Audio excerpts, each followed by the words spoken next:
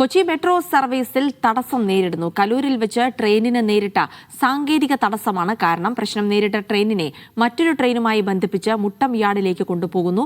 ആലുവ ഭാഗത്തേക്കുള്ള ട്രെയിനുകൾക്കാണ് തടസ്സം നേരിട്ടത്. നിതിൻ സേവ്യർ വിവരങ്ങൾ നൽകും. നിതിൻ, ഇപ്പോൾ സർവീസ് തടസ്സപ്പെട്ടിട്ടുണ്ടോ?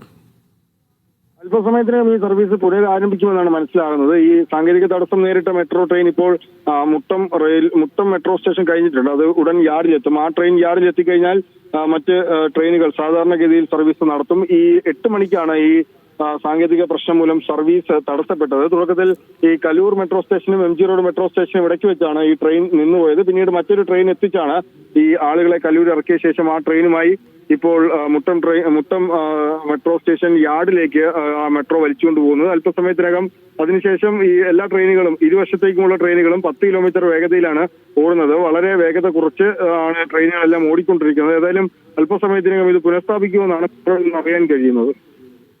ശരി, നിതിൻ സേവ്യറാണ് വിവരങ്ങൾ നൽകിയത്.